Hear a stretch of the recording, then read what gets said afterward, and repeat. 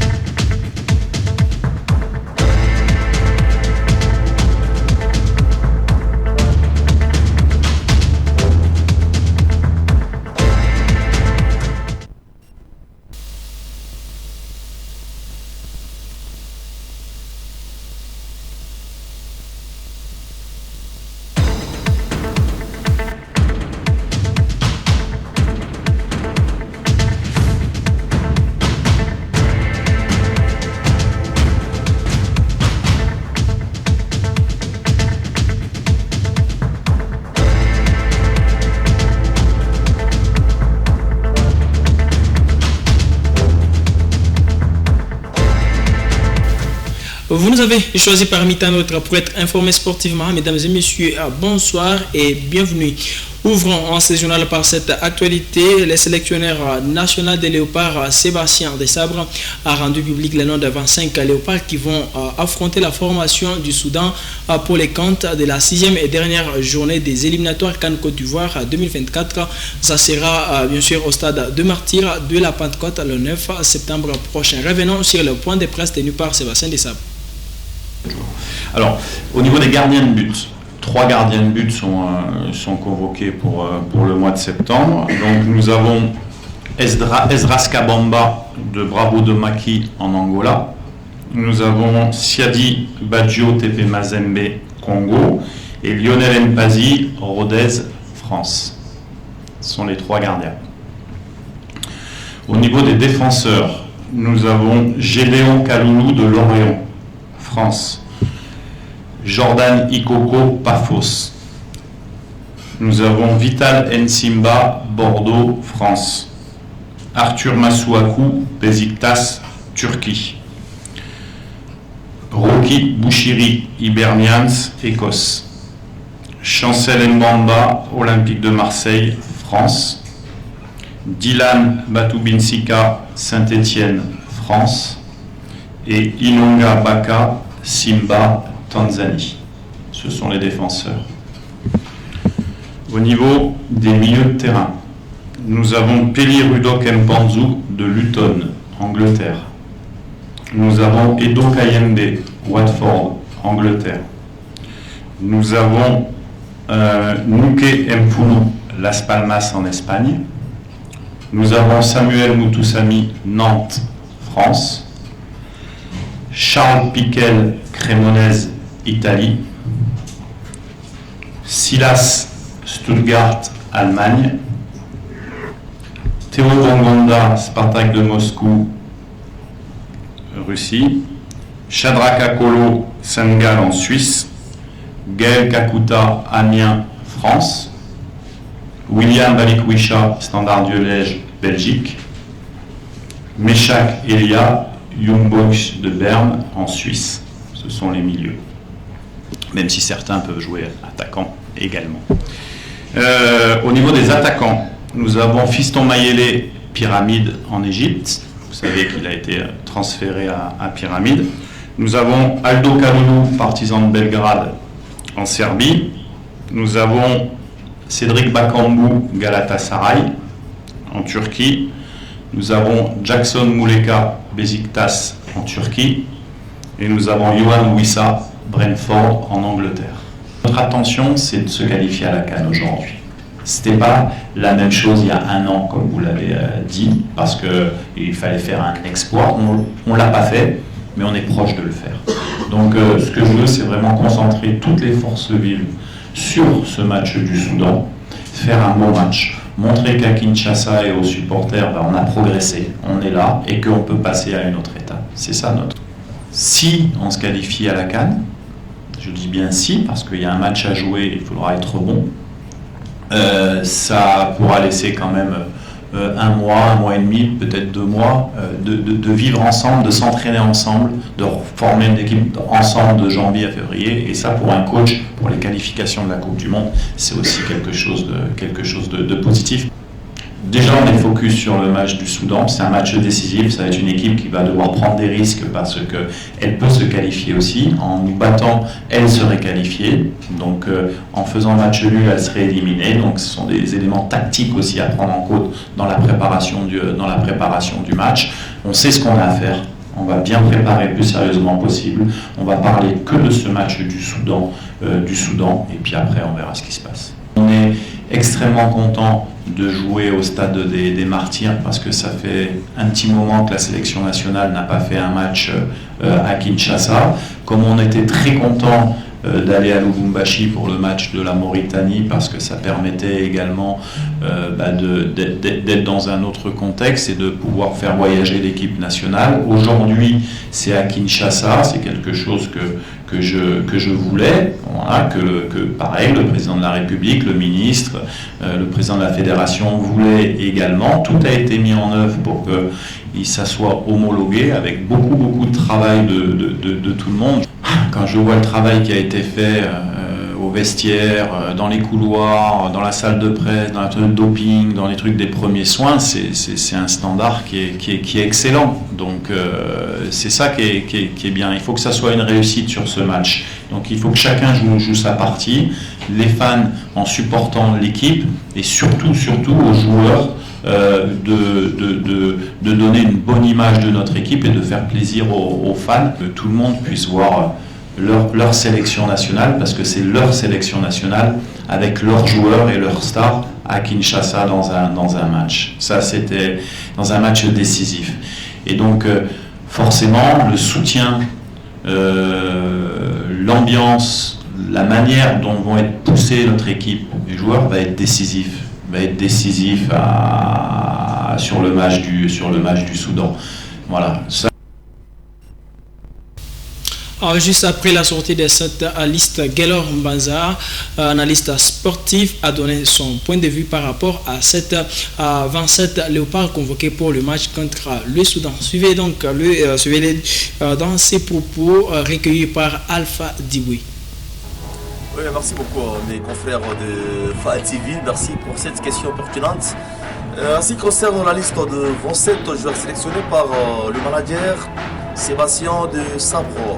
C'est très bien, vous connaissez déjà que les habitués seront là, quelques exceptions près, si la grosse absence dans cette liste d'honneur de Aaron Chibola, l'on note la convocation de milieu offensif Charles Monginda Piquel, qui pourrait faire ce début avec le léopard de la République démocratique du Congo, ainsi concerne la 6e et dernière journée de cette phase des poules des éliminatoires de la Coupe d'Afrique des Nations, Cannes, Côte d'Ivoire 2023. Là, c'est le choix de l'entraîneur, donc le choix est clair.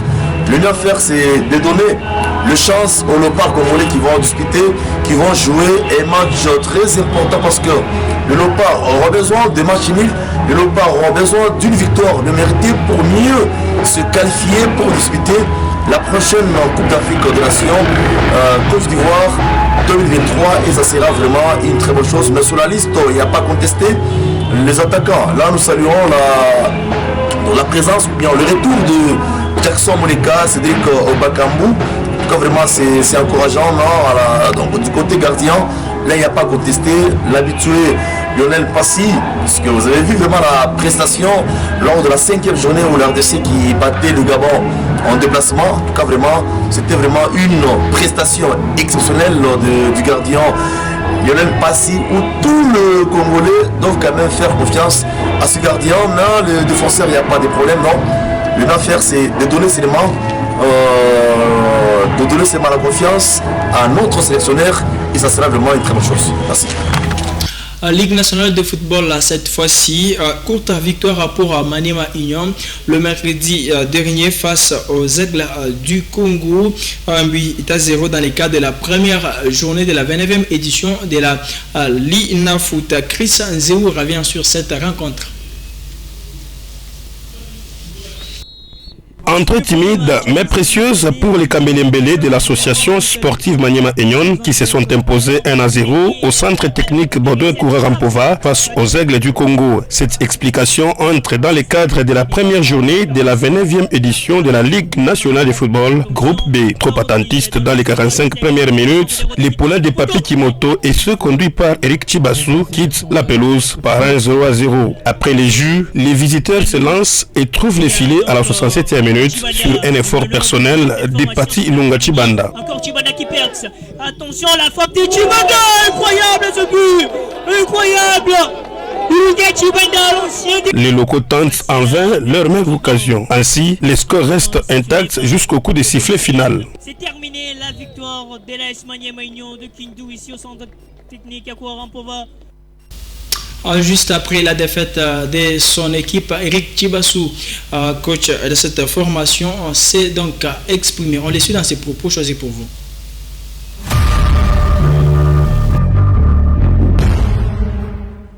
J'avais dit en conférence de presse, les matchs jouent sur des détails. Mes petits ont malheureusement entamé le match avec la peur au ventre. Ils n'ont pas su gérer l'événement. Mais c'est quand même Maniema Union. C'est une équipe qui a un effectif pour jouer l'Afrique. Et avec les jeunes joueurs qu'on a pris et le temps qu'on a pris comme préparation, je trouve qu'on a donné une bonne copie. Je l'avais dit, on essaie d'imprégner à ses enfants la rigueur. La tactique, au-delà du résultat, il fallait donner une bonne prestation. Aujourd'hui, je pense que la majeure partie des personnes qui ont été présentes ont été contents du spectacle et ont vu que pour nous, c'est une victoire parce que je pense qu'on a avancé. On a commencé malheureusement un championnat on va rencontrer que les grands et ça va nous permettre de grandir et puis voilà. Et pour moi, c'est une très belle expérience. La gestion des temps forts et la gestion des temps faibles et la gestion aussi des émotions. On a un peu perdu la gestion des émotions malheureusement et on a vu que les joueurs étaient un peu plus rodés de l'autre côté. Ils ont su garder leur calme à des moments où nous on a un peu paniqué. Je pense qu'on avait l'occasion de marquer le 1-0 en première mi-temps, à la fin de la première mi-temps, ça aurait changé le match. Mais malheureusement, on a pris le pari de jouer avec des jeunes. Donc il faut qu'on accepte qu'ils ont les défauts de leur qualité. Dans les groupes B, tout-puissant Globert Mazembe avait dominé petitement la formation de la Simba Décolosi par les scores de 1-0. C'était les mercredis dernier revenant sur cette rencontre.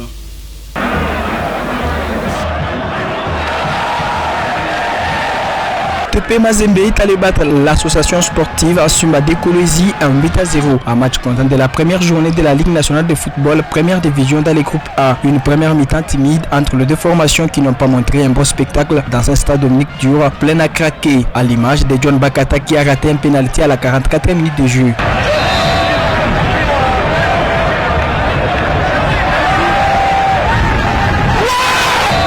Au retour des vestiaires, le Corbeau réorganise les jeux et la Mindiaye opère un changement payant. John Bakata sort et laisse sa place à Philippe Traoré, qui ouvre les scores d'une tête d'un centre bien botté par Ibrahim Keïta. 1-0 à la 48e minute.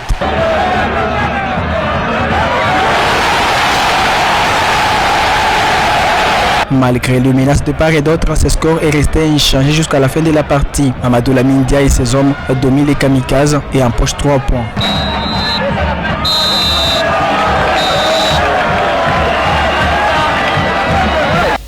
Lamine Amadou Diaye, entraîneur principal de Corbeau.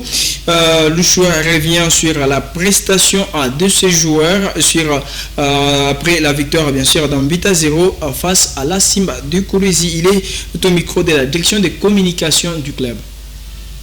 On avait la maîtrise du match de toute façon, que ce soit en première ou en deuxième mi-temps. C'est en fin de match que, bon, avec les corners successifs, là il y a 2 ou 3 corners où on s'est mis en danger. Sinon c'est un match que l'équipe a contrôlé du début jusqu'à la fin, je dirais. Donc il a manqué de la réussite parce que je pense qu'on s'est créé quand même quelques possibilités, mais malheureusement, bon, il y a encore beaucoup de travail à faire là-dessus. Mais sinon, voilà, à la mi-temps, il fallait faire quelque chose pour essayer de redynamiser, en tout cas l'ensemble. Bon, avec réussite, parce que Philly sur son premier ou deuxième ballon, le troisième ballon, il claque un but. Un fort joli but d'ailleurs, sur débordement, bonne construction, centre, but. C'est bien. voilà, il faut juste être patient, continuer à les supporter comme on a vu cet après-midi parce que tout le monde... C'était ça même la question sur l'engouement qu'il y avait au stade. Non, honnêtement, ça fait plaisir parce que les gens ont encore envie de voir leur équipe briller. Et je pense que chacun, là où il excelle, doit faire la différence. Les supporters, ils supportent, les entraîneurs, ils entraînent, les joueurs, ils jouent. Et je pense que si on fait ça et encadré par la direction, il n'y a pas de raison qu'on ne soit pas content après. Deux premiers forfaits ont été enregistrés dans cette 29e édition de la Lina Foot. C'était au centre Kouraran-Pova. La formation des DSMP a bien sûr eu les 3 points face à cette formation des ACQA qui ne s'est pas présentée sur leur DG, ainsi que Olympic Club Rangers qui ne s'est pas Rangers bien sûr qui a été donc qui a brillé par son absence devant OC Renaissance qui a donc pris qui a donc enregistré les 3 premiers points et les calendriers prévoit bien sûr d'autres matchs à partir de ces week-ends. Parlant cette fois-ci de la CNCAF, Patrick Banichai, secrétaire de la formation des Vita Club de Kinshasa, a bien sûr confirmé la tenue du match de phase retour préliminaire de la Ligue des Champions de la CAF contre Primeiro d'Agosto d'Angola. Ça sera pour ce dimanche 27 août 2023 au stade de Martyrs de la Pentecôte. Regardez. Jusque-là, tout est calme. L'équipe est rentrée mardi soir. Nous l'avons interné au campus universitaire de Kinshasa, puisqu'il y a un terrain approprié à quelques mètres de leur logement. Ainsi, ils ont la possibilité de pouvoir s'entraîner 2 fois par jour, ce qui est une bonne chose. Sauf bien sûr le vendredi et samedi, 48 heures avant le jour du match, nous descendons au stade des Martyrs pour les entraînements, de même que l'équipe angolaise, qui doit s'entraîner au moins 2 fois sur ces terrains à gazon synthétique comme l'exige le règlement. Donc nous aurons tout simplement à nous convenir des heures, mais j'aime déjà vous dire que le vendredi, c'est nous qui nous entraînons à 15h30. Les Angolais pourront à choisir à s'entraîner soit avant nous, soit après nous. Par contre, le samedi, c'est eux qui vont s'entraîner à l'heure du match à 15h30. Nous aurons à choisir à nous entraîner soit avant, soit après eux. Alors, le ministre, à travers le secrétaire général au sport, a écrit une lettre pour instruire à ce que l'on ne puisse pas organiser les activités dans les installations sportives. Est-ce que vous avez déjà obtenu l'autorisation auprès du ministre? Exactement, nous avons l'aval du ministre des Sports. Les activités qu'on a interdites, le ministre a interdit les activités locales, mais pas les activités internationales ou continentales, si vous voulez. Donc, tout ce qui concerne les rencontres internationales, le ministre a autorisé et nous sommes autorisés de jouer au stade de Martyrs. Alors, le message aux nombreux supporters des V-Clubs? Oui, ce que je voudrais dire aux supporters, et qu'ils viennent nombreux encourager leur équipe. Ça fait très longtemps que le stade était fermé au public, mais pour ce match, l'entrée est autorisée. Donc il faudrait qu'ils viennent nombreux pour encourager leur team. Ainsi, nous pensons qu'avec leur soutien, leur encouragement, l'équipe pourrait faire mieux. Pour espérer de se qualifier au prochain tour, Vita Club de Kinshasa qui va recevoir 1er d'Agosto ce dimanche 27 août 2023 va donc obligé de battre cette formation de 1er d'Agosto par un score de 2-0. C'est la fin de ce journal des sports sur nos antennes. Merci de nous avoir regardés. On se retrouve demain à partir de 18h30 pour un nouveau journal des sports. D'ici là, portez-vous bien. Au revoir.